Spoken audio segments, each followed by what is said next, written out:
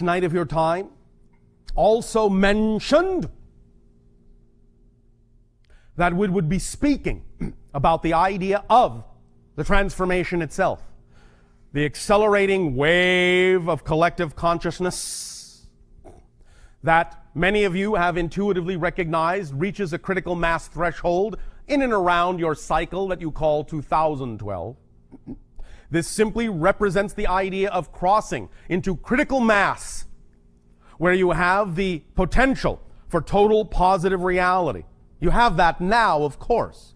But after 2012, the idea of positive energy will be so much more available to so many more of you that if you should choose to ride the crest of that wave, the leading edge of that wave of consciousness, you can accelerate so rapidly, you can attract to yourself so rapidly the things that are representative of your passion, of your joy, without knowing in any way, shape, or form how these things could have happened, beyond reason, beyond logic,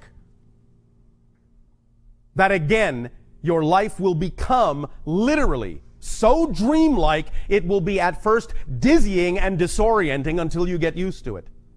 Literally, you'll be walking through life like it's a dream, marveling at the miraculous synchronicities that just are popping up as a matter of course. Yes. When you ride the leading edge of the wave of consciousness.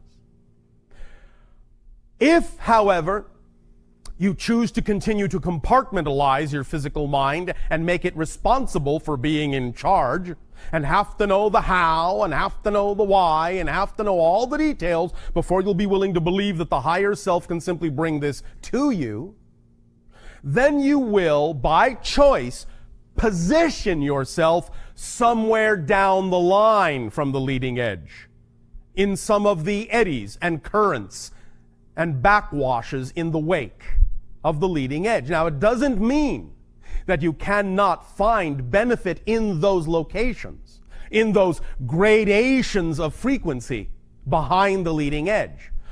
But wherever it is you position yourself, you simply have to understand the effect you create will be absolutely directly commensurate with where you have positioned yourself, and it will not be any more than that. By definition, it cannot be any more than that. As an analogy, your visible spectrum of light, you understand that in the visible spectrum of light, red is a low frequency, the lowest visible frequency you can perceive with your eyes.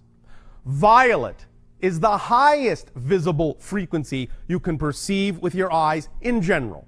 We understand many of you are beginning to stretch these boundaries, but for the purpose of this illustration, let's just stick with the common labeling of this visible spectrum. Now, you know, if something exists on the frequency of violet light, it's at a very high level of frequency, very high level of energy. And it will experience the things that go hand in hand with that level. If something chooses to exist on the other end of the spectrum, in the red frequency, it will be functioning at a lower wavelength, a slower wavelength, a lower vibration, and will only experience the things that are commensurate with that level in the spectrum. It's all energy, it's all light, it's all the same stuff, as you say, but the difference in gradation of the vibrational frequency will ultimately determine what is capable of being experienced on that level. If you're operating at a certain wavelength toward the lower end of that spectrum, you will only perceive red. Only. You will never perceive violet at that end of the spectrum. If you are operating at the violet end of the spectrum on a high frequency level, you will only perceive violet. You will never perceive red at that end of the spectrum. Ever. So, the leading edge of the wave of your collective consciousness on this transformation, you can live there and ride the crest, or you can allow yourself to float back into the wake. Somewhere in there will be vibrations that will be representative of whatever degree you are willing to allow your belief system to take hold. So, you must understand that if you do that, there are consequences to that. The consequence being that you can only perceive what is directly commensurate with the level you're on, and nothing else. Nothing lower, but nothing higher. But you are all capable of choosing to ride the crest, the leading edge. All right. Now, when some of you consider this, you get scared. It's going too fast for me. I might fall off. I might crash. I might smack into a brick wall. As if suddenly one would appear. Of course it will if you create it. But again, understand that if you create that brick wall, that's an indication you are no longer on the leading edge. Brick walls do not exist by definition on the leading edge. They only exist back down the line, in the wake, in one of the eddies, in one of the currents that is representative of belief systems that there are such things as brick walls. But if you're truly riding the leading edge, truly, as you say, surfing the crest, then you will understand that just like being on the top of the mountain, you have a clear and unobstructed view of everything in front of you. And you ride that wave right into ecstasy. Ride the leading edge of the ecstasy. Allow yourself the opportunity to know you can. You don't have to choose to. But then if you don't be surprised by what is commensurate for that level. It's completely up to you what to lock onto, what to believe, what to align with, what to associate yourself with. You can, on one hand, say, I understand these concepts. I believe these concepts. I will live these concepts. I am this idea. It can happen instantly, effortlessly, miraculously, wonderfully, joyfully, creatively, lovingly, now for me. Or you can recognize that you tend, quote unquote, choose to gravitate more to informational sources that confirm your own fear. Well, one should take their time. Well, one has to be careful with this stuff. Now, we understand that there is such a thing as recognizing and honoring whatever belief system you happen to have, and not pushing yourself beyond it if you truly don't believe you can, because that would simply be disastrous. But the idea is to understand and to clearly take responsibility for knowing that if you are aligning with someone that says, well, you can't just go full throttle because you have to be careful that you're not doing this and you're not doing that. You might fool yourself here, you might fool yourself there, and you have to take it easy. If you align yourself with that, that's all well and good. But understand that you are choosing to, and it has nothing at all to do with the fact that you could change your belief and allow yourself to ride the leading edge where things manifest instantaneously. You could. But if you are not, it's your choice. And that's, once again, where you really need to be passionate about being passionate and find out why you are choosing to not ride the leading edge. You will obviously have your own reason for not doing so. Whatever that reason is, whatever you feel is the need for safety, is up to you to determine. But just take responsibility and recognize the responsibility and the choice that you are making for understanding that it's not empirically true that you have to do it that way. It's not empirically true that you have to listen to what that person is saying as opposed to what this person is saying. It's just your choice. Take responsibility for it and then be passionate about finding out why you believe what you do, so that you can, if you are willing, open up to new beliefs that will allow you to move up the spectrum and be in the violet instead of in the red, financially speaking. So, allow yourselves to simply at every given moment recognize what you're doing. Let go of the need to understand the how of it. Because you see, one of the things that stops many of you from having the experiences that were described in the recording is that, for example, when someone says, well, you know, I simply got into the state where I believed I would simply receive more checks. Your physical, logical, reasonable mind goes, well, where the heck are they supposed to come from? I haven't done anything to earn that money. What are you saying? That some stranger just suddenly going to get into his head to pop a check in the mail to me for no reason whatsoever, and I'm just going to go to my mailbox and open a check that comes from a total stranger that's suddenly giving me exactly what I want? Yes! Yes, that is what's being said. Yes, that is one possible way. Yes, that is one possible example of what could happen. But when your logical, reasonable, physical mind going, how does that make any sense? The thing to remind it is that it doesn't have to.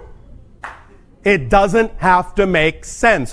When you stop needing it to make sense, then you'll make dollars.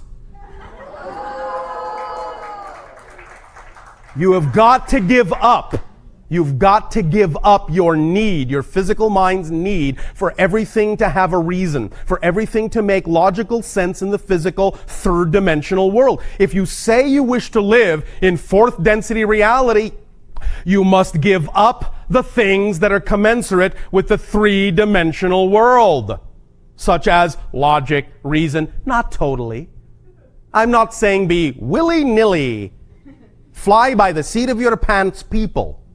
I'm saying be aware of the fact that these things are simply points of view, and that you often stop yourselves from allowing these things to come to you because you logic them to death.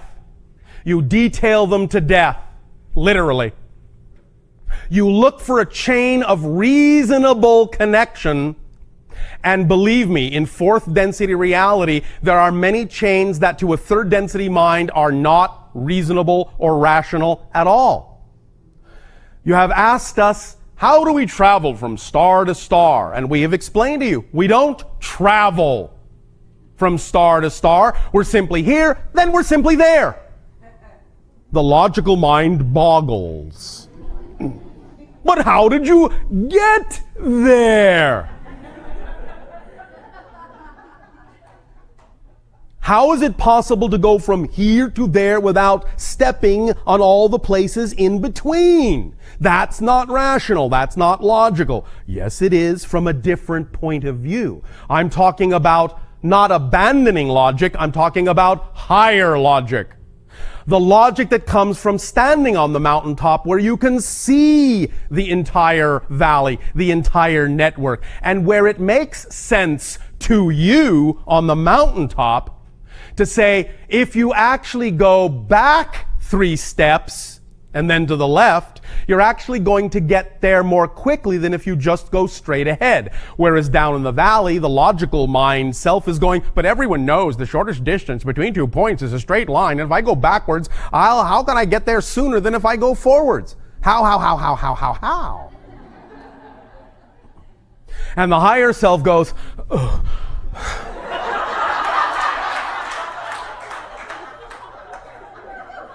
Because I can see that if you go forward there, the bridge is out. And if you take 3 steps back and go to the left, you go on a parallel road where the bridge is fine. But the point is that the language of the higher self cannot always communicate all those specifics to the physical mind, because the physical mind does not always have the capacity for that kind of translation. The only way that dialogue, most often than not from the higher self, translates to the physical mind is simply suddenly the urge to go back. The urge itself, the intuition itself, in the physical mind is the condensation and capsulization of the entire explanation from the higher self, saying, if you go 3 steps back and then go to the left and go down the parallel road, then the bridge is up. But all the physical mind will get is the tug. That's how it translates in physical reality, because the physical mind is not capable of actually perceiving in the same way the higher self is, and doesn't have to know all the reasons why and how. All it needs to do is know that that's part of who you are, and allow yourself to recognize that that is a communication and to follow it, and that you have received the information that you need, because it's on the same wavelength of your joy, of your passion. Why? Because you say it is. And you flow with it, and thus find out that it is. Or resist it for as long as you want, and keep walking on the same road until you get to the washed out bridge and go, oh, why didn't I listen to my intuition back there? Because you thought you were in charge, smarty. But you're not. Not you alone. You are in charge, but not you alone, physical mind. Physical mind, higher self, that's the you that's in charge. Both aspects of your being is the persona, not just the physical personality self. That's only a part of it. So if you want to know you're in charge, you have to behave like the whole you. And be willing to open up and receive and perceive in whatever way it works for you, the dialogue and the communication coming from the portion of yourself that is the higher self, that has the higher point of view, that has the bigger picture. And be willing to understand it's working on your behalf. It's not going to trick you. It's not going to deceive you. The only thing in your reality that can create the idea of tricks and deception is the physical mind's belief system, not the higher self. Because it is only in physical 3-dimensional reality that you can have the experience of a personality structure that can actually deny its own truth. So any tricks, any deception that you may be afraid of encountering can only actually be coming from the personality aspect that's actually afraid it's going to be deceived. That's the paradox. It can't come from the higher self because that's a bigger picture point of view. And it can clearly see the road. And there is no reason, there is no logic for the higher self to go, yeah, take the left road. Watch and see how my lower self falls into the river. This ought to be fun. Oops, I went with it. You are under the assumption that the higher self is immune from what you experience in physical reality. Incorrect. You are one being, and the higher self will suffer the slings and arrows that the physical mind shoots itself with. You are one being, and it is not detached from you, and it is not immune to the consequences of the physical mind's choices. But because the higher self is closer to the vibration of unconditional love, it will overlook it. again and again and again and again, attempting to unconditionally loving you, reminding you, please, please take the other road, please. Oh, here we go again. It is not immune to the consequences of the physical mind's acts and choices. Do not assume that it is. But it is close enough to unconditional love to forgive it and to keep giving you the benefit of the doubt. That's the relationship of your higher self. That's its job. To keep on guiding you no matter what. Because it is the vibration of unconditional love that the physical mind often refuses to allow itself to perceive. Through the belief systems it chooses to buy into that deny its truth to itself. So, higher self says, please, please, please, please, know you are loved. Please, please, please allow me to love you. Please, please, please love yourself enough to know you're not alone in this. That you don't have to do it all. That you weren't designed to. You weren't expected to. Ever. Not once. Carry this burden by yourself. Let me be your guide because I am you.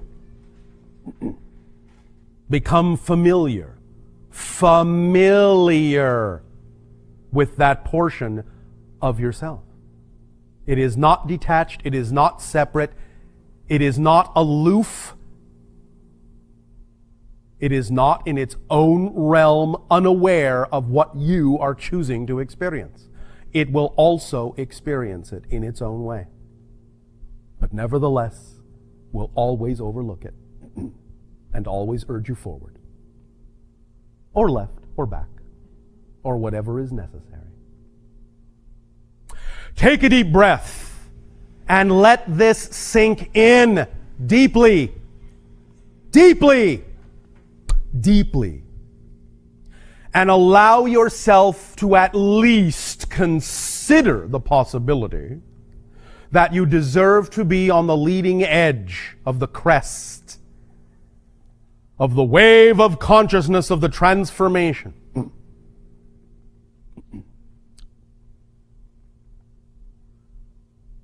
Take another deep breath.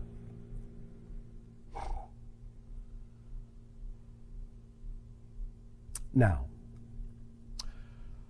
in terms of your time frame, what is the time remaining for the segment of this transmission? Okay, and this person is a teacher of 10 and 11-year-old students and wants to know if these children are really a new species and what exactly does that mean? It means their DNA alteration is slightly different from your DNA configuration, generally speaking. It means they have more access to more of who they are as a soul.